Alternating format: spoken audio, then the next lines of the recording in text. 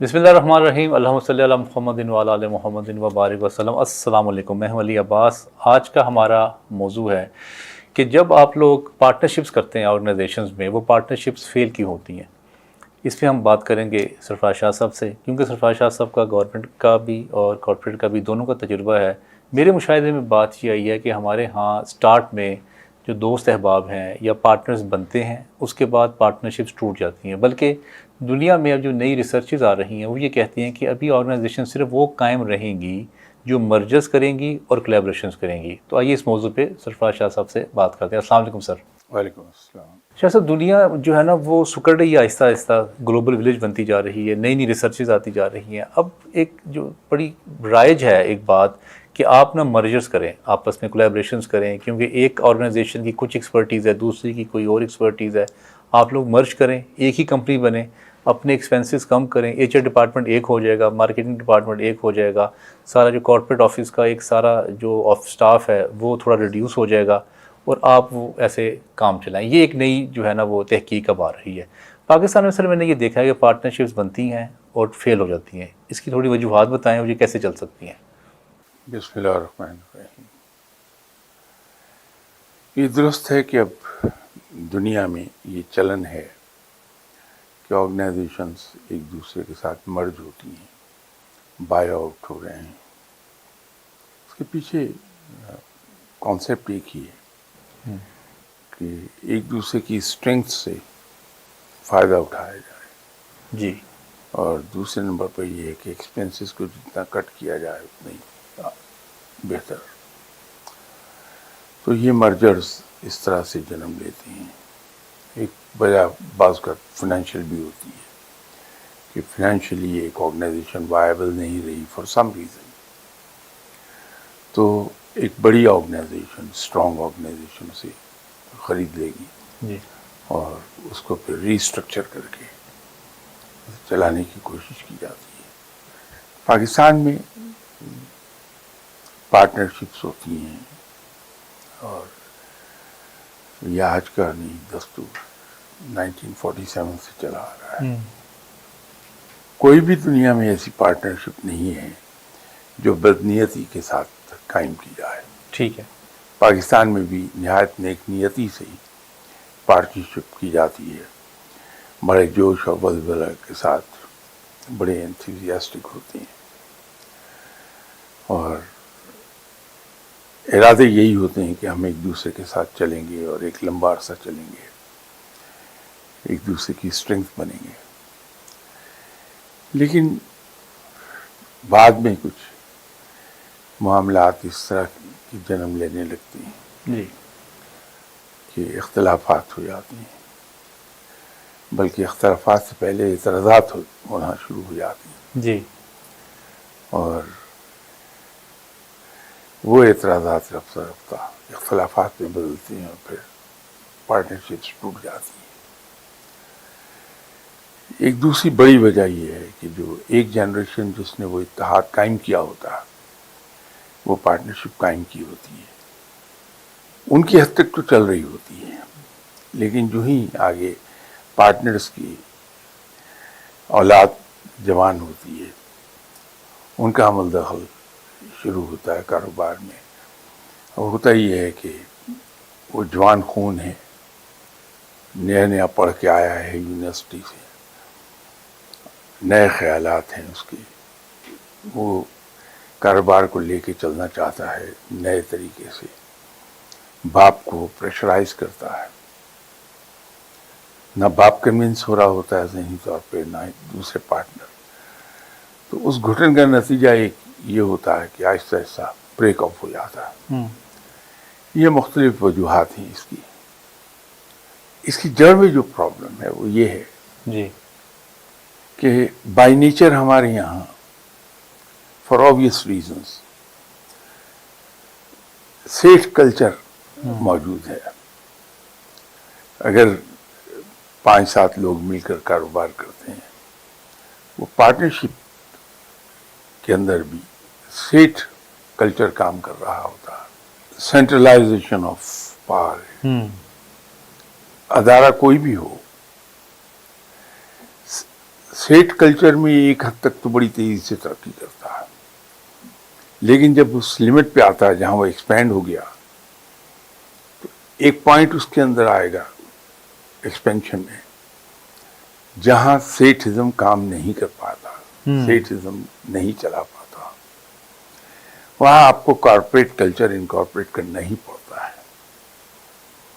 लेकिन चूंकि original partner उस माइंड के नहीं होते, वो कॉर्पोरेट कल्चर को ज़हनी तौर पे एक्सेप्ट ही नहीं करते, ठीक, तो वो अदारे की उस रिक्वायरमेंट को पूरा नहीं कर पाते कि उसमें कॉर्पोरेट कल्चर इनकॉर्पोरेट कर दिया जाए।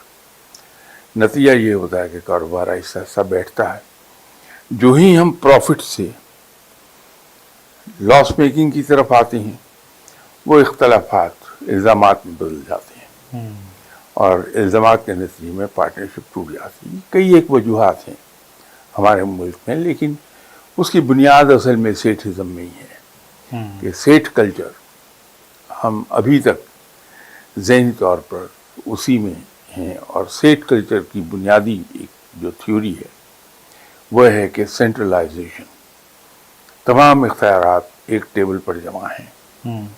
और मैं ऐसे अदारों को जानता हूँ जिनको मैंने देखा कि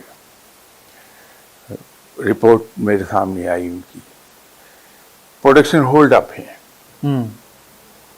अब इतनी बड़ी फैक्ट्री है जिसके अंदर 6-7 हज़ार आदमी काम कर रहा है, उसमें प्रोडक्शन होल्ड अप आया। तो मैनेजमेंट से पूछा कि ये प्रोडक्शन होल्ड अप क्यों आ गया? कि साहब वो फला मशीन का एक पुर्जा लेना था, तो उसमें कितने दिन लग गए कि वो अप्रूवल्स वगैरह आते आते 4 दिन 5 दिन लग गए।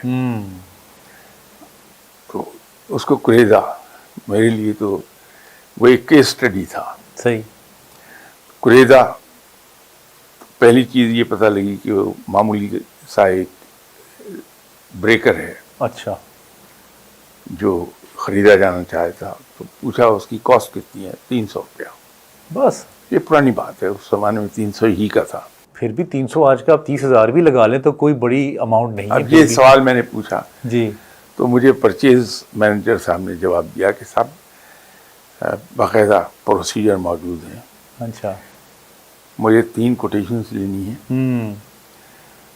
3 कोटेशंस लेने के बाद उसकी समरी बनानी है, वो मैंने पुटअप करनी है, फाइनेंस वालों ने इसको अप्रूव करके चीफ एग्जीक्यूटिव के पास भेजनी है, उन्होंने अप्रूवल देनी है, उसी रूट से वो वापस आएगी, फिर मैं मार्केट में जाके ख़रीद सकता हूँ। ठीक, तो मैंने उनसे, चीफ एग्जीक्यूटिव साथी थे, ठीक, उनसे पूछा कि ये बताइए कि प्रोसीजर तो पूरा हो गया, उसके नतीजे में आपकी फैक्ट्री 3 दिन बंद रही, लॉस कितना किया?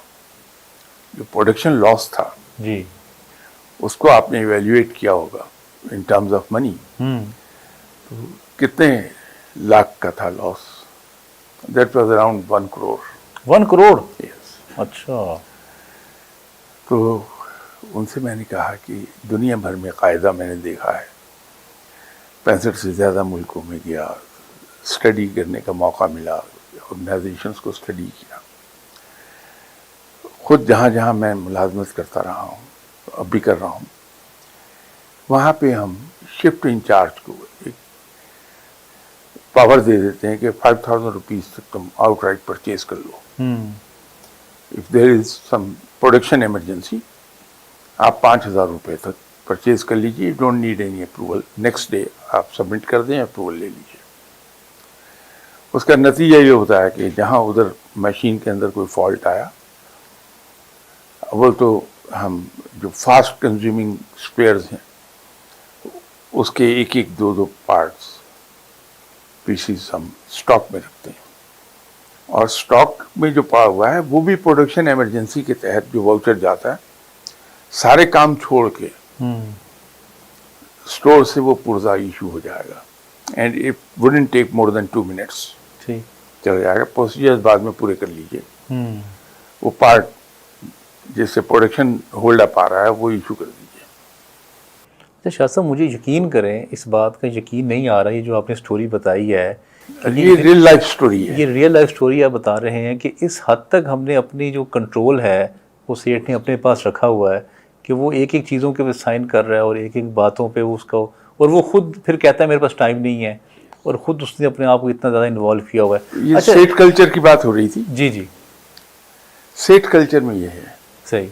कोई भी ऑर्गेनाइजेशन एक लेवल से ज़्यादा ग्रो नहीं कर पाएगी। उसका एक थ्रेशोल्ड पॉइंट आएगा जहाँ या तो वो ठहर जाएगी वहीं या ब्रेक हो जाएगी। बिल्कुल सही। पार्टनरशिप के अंदर ये चीज़ें बड़ा रोल प्ले करती हैं। मैं सर अब आपके सामने एक रियल टाइम जो है ना वो केस स्टडी रखना चाह रहा हूँ। मेरे एक दोस्त थे, वो एक बहुत बड़ी ऑर्गेनाइजेशन है, वहाँ पे काम करते थे, उसके 3 पार्टनर थे, वो HR हेड थे। वो कहते हैं कि मैं ना ज़हनी तौर पे ना मैं माजूर हो गया हूँ, मैं स्ट्रेस में आ गया हूँ। एक मुझे बुला के कहता है तुम ऐसे करो, दूसरा कहता है कि तुम ऐसे करो, तीसरा कहता है कि वो दोनों को छोड़ो, जो मैं कह रहा हूँ ना मेरी बात सुनो। अब वो कहता है कि अगर उन्होंने कोई हार्श वर्डिंग्स भी यूज़ करनी हो ना तो मेरे थ्रू करते थे कि जो कह दो उसको ऐसे, और ऐसे ही कहना जैसे मैं कह रहा हूँ। अब जो ऐसे जो HR हेड्स हैं या मार्केटिंग हेड्स हैं जो डायरेक्टली ये 3 पार्टनर्स के साथ डील कर रहे हैं, वो बेचारे क्या करें, वो कैसे डील करें इनको? देखिए, उसके अंदर आमतौर पर देखा यह गया है कि टर्नओवर बड़ा क्विक होता है हायर लेवल पर। जैसे आप head of the HR department की बात कर रहे हैं, मार्केटिंग हेड है, परचेज डिपार्टमेंट का हेड है, प्रोडक्शन का हेड है, फाइनेंस का हेड है, वहाँ इन लोगों का टर्नओवर बड़ा तेज होता है। वो शो करता है कि बीमारी कहीं और है। जो जिम्मेदार कंपनियां हैं, हम भी उसको एक्सरसाइज करते रहे हैं, लेकिन कहने का मतलब ये नहीं कि मैं कोई जिम्मेदार आदमी हूँ, बिल्कुल नहीं हूँ। कि अगर किसी डिपार्टमेंट में 2 आदमी चले गए रिजाइन करके जी, तो I will be the most worried man on God's अर्थ। मैं उस हेड ऑफ द डिपार्टमेंट को बुला लूंगा और उससे पहली बात ये पूछता हूँ कि आपके स्टाफ से 2 आदमी चले गए, रिजाइन कर गए, कि जी आपने एग्जामिन किया कि क्या वजह है। एक का तो चलिए मैं मान लूंगा कि उसकी कोई पर्सनल प्रॉब्लम्स आ गई, वो चला गया, लेकिन बाय दीज 2 इंक्वायरी शुरू हो जाती है कि 2 आदमी 1 महीने में चले कैसे गए आपके स्टाफ से। क्विक टर्नओवर को हम रोकते हैं बड़ी शिद्दत के साथ, लेकिन ये जो केस आप बता रहे हैं इसके अंदर बड़ा क्विक टर्नओवर होगा। जी जी, बिल्कुल, वो भी छोड़ गया ऑर्गेनाइजेशन। हाँ, इसलिए कि आप अपने मातहतों को मुश्किल में डाल रहे हैं। जी जी, अब हर मातहत इतना मॉरली दुलेर नहीं होता कि वो आपसे कह दे कि साहब आप मुझे जो अल्फाज कह रहे हैं, जी जी, मेरे लिए आप भी बड़े हैं वो भी बड़े हैं, मैं आप 2 बड़ों के दरमियान क्यों आऊं और हाथियों की लड़ाई में घास कुचल जाएगी। जी जी, तो मेरी एक आज़ाना रिक्वेस्ट है आपसे, वही हम्बल रिक्वेस्ट, कि काइंडली आप अपने पार्टनर को खुद ही कह दीजिए ये मुझे इसमें इन्वॉल्व ना कीजिए। इतनी दिलेरी कम लोग ही करते हैं। इतने दुलेर कम होंगे। जी जी, मेरी तरह के लोग होंगे, एटीट्यूड ये होगा कि जाके चुपचाप सीट पे बैठ जाएंगे, कर्म ही नहीं करेंगे। जी, अगर बहुत ही डरपोक है तो वो जाके कह देगा, नतीजा होगा कोई जॉब उस वक्त चली जाए उसी को लेकिन हमारे यहाँ कुछ एग्जांपल्स बड़ी अच्छी हैं। जैसे कि इत्तेफाक लिमिटेड, अच्छा, कमाल की एग्जांपल है पार्टनरशिप की। वो ये इन भाइयों ने मिलकर ऑर्गेनाइजेशन कायम की थी। जी जी, मज़े की बात यह है कि मियाँ शरीफ शायद कोई हाईली एजुकेटेड तो नहीं थे, जी, मॉडरेटली एजुकेटेड, लेकिन मैनेजमेंट में उनका अपना कोई एक अकुमन था। इन्होंने हर भाई के जिम्मे जी, एक एक काम लगाया हुआ था, ठीक है, और दूसरा भाई उस पर नहीं बोलेगा। अगर कहीं एतराज है तो मियाँ शरीफ साहब से कह देगा, मियाँ शरीफ साहब पूछ लेंगे उस भाई से। अब इनमें कुछ भाई मियाँ शरीफ साहब से बड़े भी थे, कुछ छोटे थे, लेकिन कंट्रोल सारा मियाँ शरीफ साहब के हाथ में था। हत्ता कि जो 7 घर थे इनके भाइयों के, जी जी, उन 7 घरों को कंट्रोल करने भी एक भाई की ड्यूटी थी। ओके, कोई भाई नहीं बोलेगा, वो स्याह करें, सफेद करें, कुछ कर लें। یہ کام ان کا بڑی خوبصورتی سے چلتا رہا. پھر جب پولیٹیکلی وہاں ڈسٹربنسز پیدا ہوئی ہیں جی جی خاندان کے اندر، اس کے نتیجے میں پھر اولادوں نے دخل دینا شروع کیا اور بریک آف ہو گیا. لیکن جب تک وہ بھائیوں کے اپنے اختیار میں تھی بات. جی ایک دوسری ایگزامپل میری نظر میں کریسنٹ گروپ کی ہے. کریسنٹ کی، ٹھیک ہے. یہ بھی جب تک خود تھے بڑا خوبصورت کام چلا. جب اولاد جوان ہوئی جی تو اختلافات بڑھے. وہ پھر بریک آف ہوا اس کا. اچھا، یہ تو آرگنائزیشنز کی بات ہوگی نا. اب میں بات کرنا چاہوں گا آپ کو، جیسے کچھ میوزیکل شوز ہوتے ہیں. وائٹل سائنس ایک بہت بڑا ہمارا گروپ تھا. اس طرح کے مختلف جو میوزیکل شوز بنتے ہیں، کچھ قوالوں کے بنتے ہیں، کچھ اسی طرح کچھ اسکالرس کے بن جاتے ہیں گروپ، ٹیچرس کے خاص طور پہ بن جاتے ہیں. کچھ وہ ٹیچرز نے مل کے ایک کالج بنا لیا اور کچھ دنوں کے بعد دیکھا کہ وہ پیسے بھی آنے شروع ہو گئے، وہ ڈیولپمنٹ شروع ہو گئی. اب اس میں اختلاف پیدا شروع ہو گیا. اب آرگنائزیشن سے ہٹ کے تھوڑا ہم اس سوشل جو سیکٹرز ہیں اس پہ بات کر لیتے ہیں. دیکھیے یہ فیکٹرز یہی رہتے ہیں، فیلڈ کوئی سا بھی ہو جائے. فیکٹرز وہی ہیں جو میں نے آپ سے عرض کیے. البتہ ایک میں پرنسپل جو اس میں کام کر رہا ہوتا وہ عرض کرنا چاہوں گا آپ سے. پارٹنرشپس نقصان کے زمانے میں کبھی نہیں ٹوٹتی. اچھا، پارٹنرشپس ٹوٹتی ہیں جب پروفٹ ہوتا ہے. اچھا اچھا اچھا. ویسے پرسیپشن تو الٹ ہے، ویسے الٹ ہے، لیکن کہ نقصان ہونے والا ہے اور پارٹنرشپ ٹوٹ گئی. اچھا اچھا. اس وقت ٹوٹے گی جب پیسہ آنا شروع ہو جائے گا. جب پیسہ آئے گا تو شکوک آتے ہیں ساتھ. ایک صاحب سے میری ملاقات ہوئی، میں اس وقت ایک امریکن کمپنی کے لیے کام کر رہا تھا. میں بڑا امپریس ہوا ان سے. میرا خیال تھا کہ بڑے ہائیلی ایجوکیٹڈ آدمی ہیں، اتنی نستعلیق گفتگو کرتے تھے، اتنی سلجھی ہوئی کہ مزہ آتا تھا سن کے. لیکن لیٹر آن جب ان کو میں نے دیکھا کہ بہت اچھے انسان ہیں، تو دفتر کے تعلقات سے ہٹ کے لائکنگ کے تعلقات ڈیولپ ہوئے. تو پتہ لگا کہ انہوں نے دستخط کرنے بھی کسی سے سیکھے ہیں. ان کی پارٹنرشپ تھی اور بڑی کامیابی سے چل رہی تھی اور گرو کر رہی تھی بڑی تیزی سے. انہوں نے ایک بڑی خوبصورت مجھے بات بتائی. نے کہا کہ دیکھیے میرے بھائی ہیں، میں ہوں، ہم پر ایسی کوئی پابندی نہیں ہے کہ میں کپڑا یا میری فیملی کپڑا نہیں بنا سکتی ہے. کپڑا جو مرضی ہم بنا لیں، جو ہم چاہے کھائے پئیں، کوئی پابندی نہیں ہے. پابندی صرف دو چیزوں پر ہے، ایک سونا خریدنے پر، اچھا، اور دوسری جائیداد بنانے پر. اوکے. نتیجہ یہ ہے کہ ہمارے درمیان شکوک جنم نہیں لیتے، پارٹنرشپ چلتی چلی جا رہی ہے. یہ بات میں کہا 87-88 کی، وہ گرو کرتی رہی ہے آرگنائزیشن. اور ان صاحب کا کمال یہ تھا، میری اپنی بھی ملاقات اس طرح ہوئی کہ ہمارے ادارے نے اشتہار دیا تھا جی جی ڈیلرشپ کے لیے. تو میں نے پروسیجر یہ قائم کیا تھا کہ مارکیٹنگ سٹاف ڈیلرز کو شارٹ لسٹ کر لے گا، اپلیکیشنز کو انٹرویو کر کے 3 وہ شارٹ لسٹ کر لے گا، پھر میں پرسنل یوز کو دیکھ لوں گا.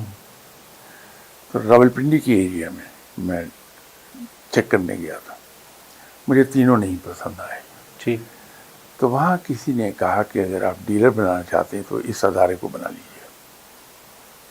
اسلام آباد آفس میں ان کے میں گیا تو انہوں نے کہا جی ہمارے پاس تو اتھارٹی نہیں ہے، ہمارے مینیجنگ ڈائریکٹر بیٹھتے ہیں PMA بلڈنگ لیاقت روڈ راولپنڈی میں، ان سے بات کر لیجیے. تو میں نے کہا میری ٹیلی فون پہ بات کرا دیں. ہو گئی بات. تو انہوں نے کہا جی میں نے آپ کا ایڈ دیکھا تھا، میں پہلے سے ہی بڑا اوور لوڈیڈ ہوں کام سے،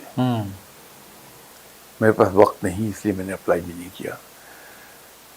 تو یہ جواب میرے لیے بڑا کنونسنگ تھا کہ یہ صحیح آدمی ہیں، انہی کو اپوائنٹ کرنا چاہیے کہ ایک ملٹی نیشنل کمپنی کی ڈیلرشپ کو ٹھکرا رہا ہے کہ میرے پاس وقت نہیں ہے. تو میں نے 1-2 بار اس سے کنونس کرنے کی کوشش کی. اس نے کہا کہ ہم دیکھیے اگر میں ڈیلرشپ لینی ہوتی تو میں آپ نے جب پہلی بار کہا تھا میں آپ سے ایگری کر جاتا ہوں، لیکن مجھے نہیں چاہیے. تو میں نے سوچا کہ اس آدمی سے ملنا چاہیے. تو میں نے ان سے کہا کہ ٹھیک ہے، میرے آپ کے درمیان اب اس موضوع پر بات نہیں ہوگی، لیکن ایک چیز بتائیے، میں لاہور سے حاضر ہوا، آپ کے ہاں اس بات کا کوئی رواج نہیں کہ کسی باہر سے آئے ہوئے آدمی کو ایک کپ چائے پلا دیں؟ تو بیچارے شرمندہ ذرا سے ہوئے، کہنے لگے نہیں چائے کے لیے تو ضرور آئیے، کھانا کھائیے میرے ساتھ آپ. تو میں ان کے پاس چلا گیا، جا کے بات چیت کرتا رہا بیٹھا. تو جب تک میں وہ کافی ختم کرتا، انہوں نے از خود مجھے کہا کہ میں لیڈرشپ لوں گا آپ سے. اچھا. میں نے کہا دیکھیے آپ کی میری یہ بات ہوئی تھی کہ ہم بات نہیں کریں گے، تو میں اپنے وعدے پر قائم ہوں، میں بات نہیں اس پہ کروں گا. کہنے لگے نہیں شاہ صاحب، آپ جب تک آپ اس ادارے میں میں ڈیلرشپ ضرور لوں گا. تو اس آدمی کو میں نے دیکھا کہ اس میں زیادہ کی طمع نہیں تھی، جو کچھ اس کے پاس تھا اس پر بڑا مطمئن تھا اور کام کر رہا تھا. وہ جب میرے ساتھ ذرا فری ہو گئے تو انہوں نے ایک عجیب قصہ سنایا. کہنے لگے میرے پاس ایک صاحب آئے، انہوں نے کہا جی میں ایک ٹوتھ پاؤڈر ہم نے بنایا ہے ڈینٹونک، میں اس کا سیلز مین ہوں، تو ہم راولپنڈی میں ڈیلر ڈھونڈ رہے ہیں، تو آپ کے بارے میں کسی نے مجھے کہا کہ آپ میں جائیے. میں انٹرسٹڈ نہیں تھا، تو میں نے اسے معذرت کی، لیکن اس نے مجھے کنوینس کیا. تو تنگ آ کے میں نے پوچھا کتنے کا، تو انہوں نے کہا جی یہ 25 پیسے کی ایک ڈبیا ہے. تو میں نے اس سے کہا ایسا کریں کہ آپ 20 ڈبیاں دے دیں اور یہ اس کی پیمنٹ 5 روپے یہ لے لیجیے. ان صاحب نے اپنے بیگ میں سے ایک پلندہ نکالا کاغذوں کا، کہنے لگے صاحب یہ رپورٹ ہے جو آپ نے ویکلی مجھے بھیجی ہے، سیلز رپورٹ، یہ منتھلی ہے، یہ 6 مہینے کے بعد ہے اور سال کے بعد ہے، تو یہ فیڈ بیک بڑا ضروری ہے، ضرور دیں گے آپ مجھے. تو میں نے وہ شیشیاں 20 اٹھائی، ایک طرف ڈال دی اور آرام سے بیٹھ گیا. میں اس میں بہت بڑا سبق ہے، یہ بات تو میں سنا رہا ہوں، جی بہت بڑا سبق ہے. مہینہ گزر گیا، میں نے ان کی رپورٹ نہیں بھیجی، تو میرے نام ایک پوسٹ کارڈ آیا جو ریمائنڈر تھا کہ آپ کی جو ویکلی اور منتھلی رپورٹ ہے وہ اوور ڈیو ہو گئی، وہ آپ نے نہیں بھیجی. تو میں نے پھاڑ کے اسے پھینک دیا کہ اتنا وقت کون برباد کرے. پھر ان کا ریمائنڈر آ گیا. جب تیسرا چوتھا ریمائنڈر آیا تو میں چڑھ گیا اور میں نے اسی پوسٹ کارڈ کے اوپر لکھا کہ آپ اپنا سامان واپس لے لیجیے اور اس کو بیرنگ بھیج دیا، اس لیے کوئی یوز ہوا پوسٹ کارڈ تھا. تو اس کے جواب میں مجھے ایک لیٹر آ گیا، پھر کارڈ آیا کہ بڑی مہربانی آپ ایسا کیجئے کہ وہ ساری جو چیزیں ہیں وہ پوسٹ کر دیجئے میرے نام ایٹ مائی ایکسپینس. تو اس میں شاید 4 یا 5 شیشیاں بکی تھیں، جو بک گئی تھی وہ میں نے ان کو رپورٹ کر دی، باقی بھیج دی. تو میرے نام منی آرڈر آیا بقایا پیسوں کا. بات ختم ہو گئی. کہنے کہ پھر میں نے یہ ڈسٹریبیوشن کمپنی بنا لی، کام کافی بڑھ گیا، میں ادھر یہ کارپوریٹ آفس بن گیا ہمارا. تو ایک دن ایک بچی کی کال آئی کہ میں secretary to chief executive Dentonic limited بول رہی ہوں، ہمارے چیف ایگزیکٹو آپ سے ملنا چاہیں گے. تو میں نے پوچھا کیوں ملنا چاہیں گے؟ انہوں نے کہا جی یہ تو وہی بتا سکتے ہیں. تو میں نے کہا میری بات کراؤ ان سے.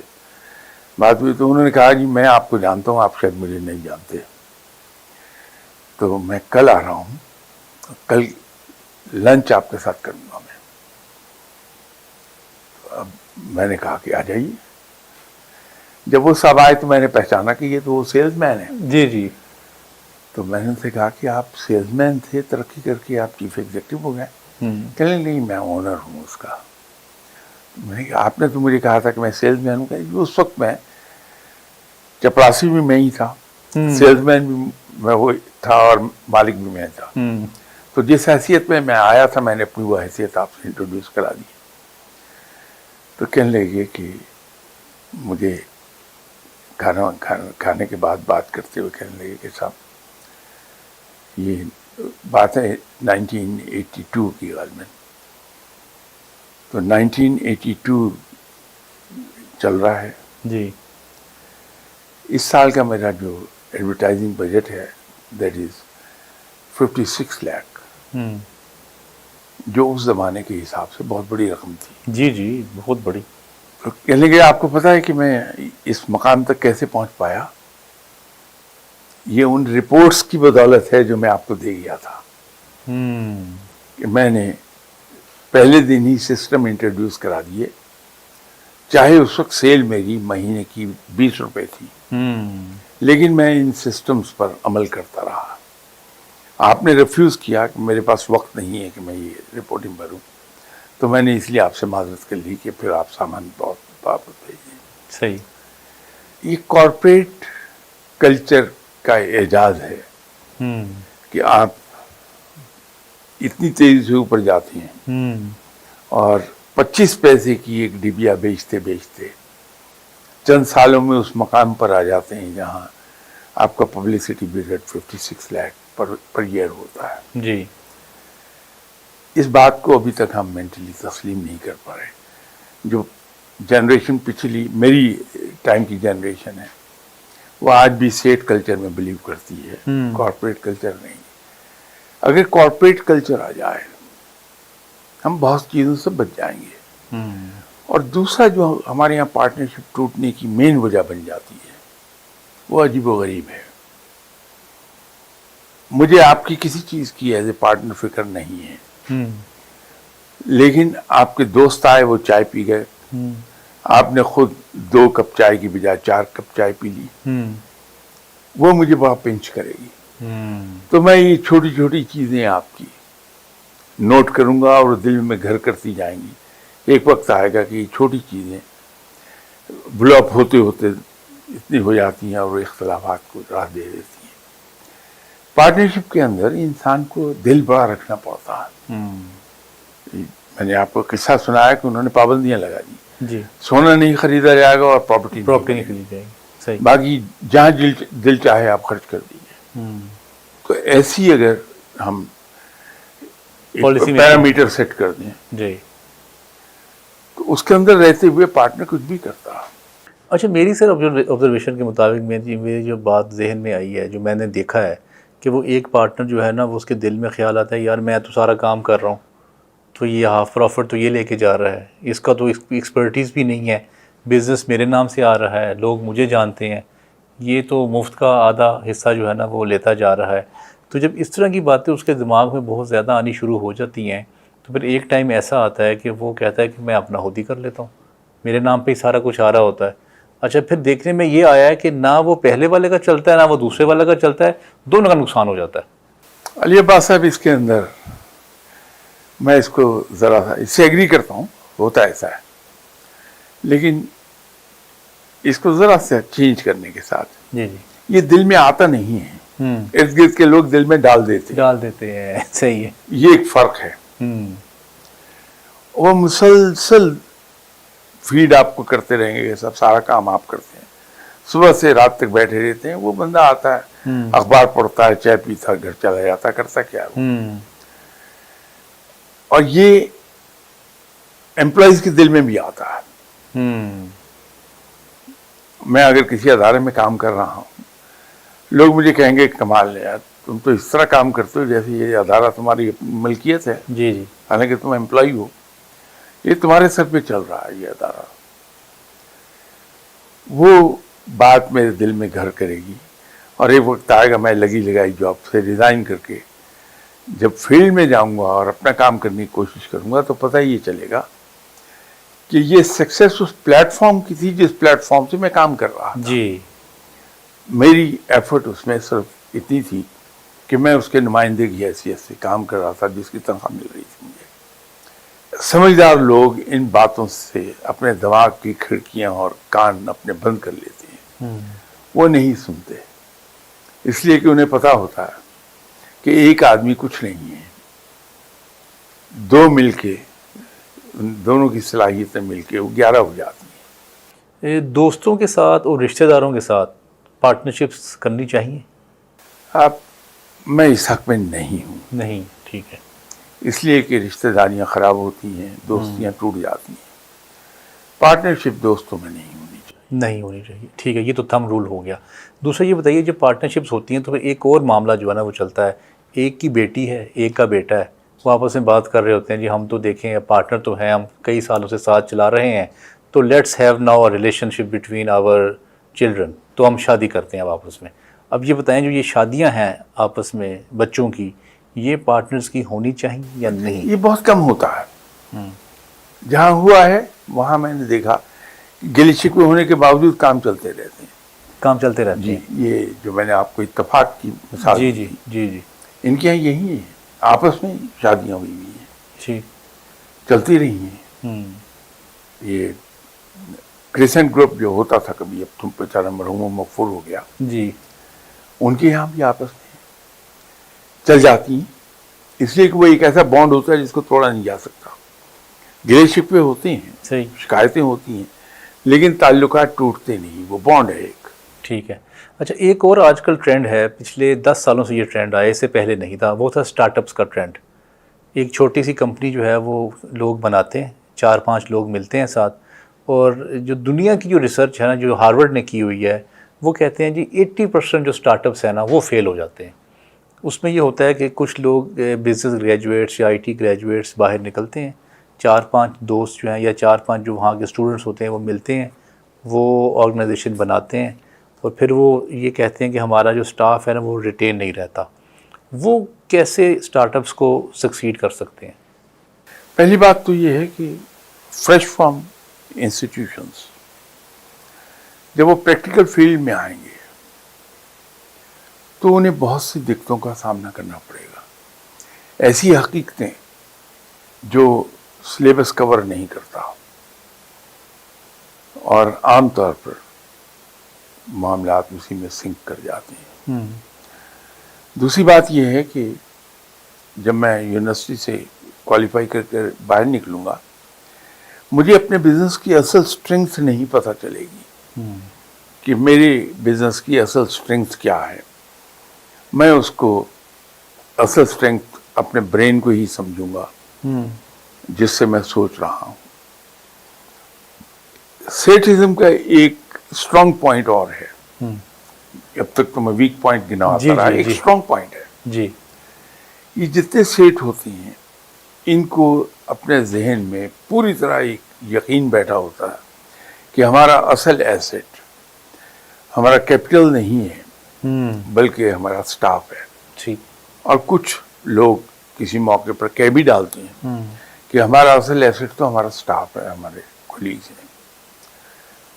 یہ چیز یونیورسٹی میں نہیں ہمیں سکھائی جائے گی. وہ ہم پریکٹیکل لائف میں آئیں گے، فیلیئرز آئیں گے تو پتہ چلے گا کہ وہ میں جن کی قدر نہیں کرتا وہ تو بہت ویلیویبل ایسٹ ہے میرا. صحیح. تو بائی دیٹ ٹائم کافی کچھ نقصان ہو چکا ہوتا. ٹھیک ہے شاہ صاحب، آپ کے وقت کا بہت بہت شکریہ. میں نے جو 2-3 باتیں سیکھی ہیں، ایک تو یہ بات ہے کہ دوستوں اور رشتہ داروں کے ساتھ پارٹنرشپ نہ کریں، اور دوسری بات یہ ہے کہ جو سیٹ کلچر ہے اس کو آرگنائزیشن سے ختم کریں، اور جو کارپوریٹ کلچر ہے وہ انٹروڈیوس کروا کے اپنے جو سٹاف ہیں ان کو امپاور کریں کہ وہ 5-10 ہزار کے پیچھے آپ کے اپروول لینے کے لیے اپنا ٹائم نہ گزارتے رہیں. انشاءاللہ اگلے ہفتے آپ سے نئے ملاقات ہوگی نئے پروگرام میں. السلام علیکم ورحمۃ اللہ.